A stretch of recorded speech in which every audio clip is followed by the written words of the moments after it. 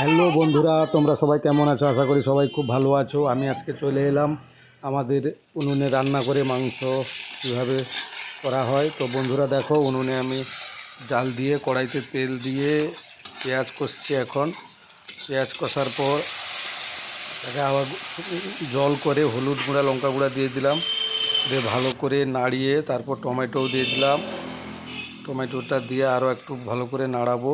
নাড়ানোর পর জল দিয়েছি, তারপর মাংসটা ঢেলে দেবো। মাংসটা ঢেলে দিলাম, সুন্দর করে মাংসটা ঢেলে নাড়তে থাকবো কিছুক্ষণ।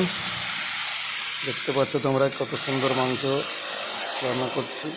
এরকম রান্না হবে জানি না, তবুও রান্নাটা করছি, চেষ্টা করছি ভালো করার জন্য, টেস্টি করার জন্য। দেখতে থাকো তোমরা ভিডিওটা। এরকম রান্না করছি, উনুন দিয়ে রান্না করছি বাড়িতে, গরিবের ভালো করে উনুনে নেড়ে মাংস রান্না।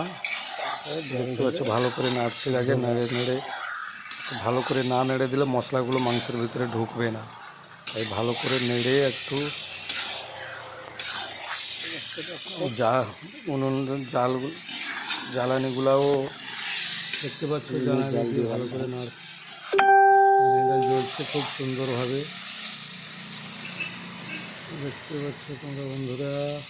এবার অনেকক্ষণ হয়ে গেছে, একটু ঢাকা দিয়ে দিলাম।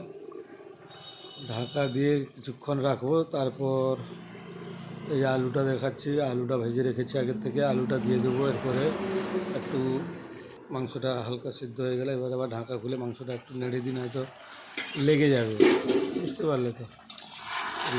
লেগে গেলে আবার খেতে পারবো না, তখন একটু অসুবিধা হবে। ভালো করে আবার একটু নেড়ে টেড়ে দিয়ে আবার একটু কিছুক্ষণের জন্য ঢাকনা দিয়ে রাখবো। মাংসটা একটু সেদ্ধ হয়ে গেলে তারপর খেতে ভালো লাগবে। আবার ঢাকিয়ে দিলাম। দেখতে পাচ্ছ তো বন্ধুরা, আমি নিজেকে দেখাচ্ছি একটু। দেখতে পাচ্ছ খুন্তি নিয়ে বসে আছি।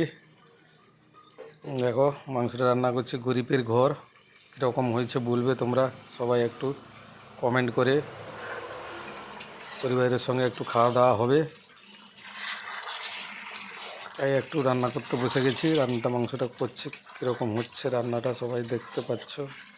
উনুনে রান্না করা খুবই কষ্টকর, তবুও আমাদের তো এত বড় লোক নই যে আমরা উনুনে রান্না করে বন্ধ করে দেবো। দেখো এবারে মাংসটা অনেকটা কষে গেছে, আলুটাও দিয়ে দিয়েছি। অনেকক্ষণ ধরে কষার পর একদম শুকনো হয়ে এসছে মাংসটা।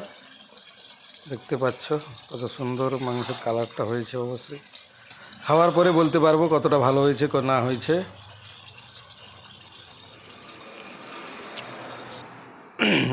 জল ঢেলে দিয়েছি। জল ঢালার পর তোমরা দেখতে পাচ্ছ অবশ্যই একটু ভালো করে জল দিয়েছি, মানে জ্বালানিটা ভালো করে জ্বালালে তরকারিটা ঠিক মতো। এবার রেডি হয়ে গেছে আমার ভাত, স্যালাড, মাংস, পুরোটাই রেডি। খাওয়া দাওয়া করবো এবার। তো বন্ধুরা ভিডিওটা কেমন লাগলো সবাই অবশ্যই জানাবে। পরে দেখা হচ্ছে নেক্সট ভিডিওতে। Tata, bye bye.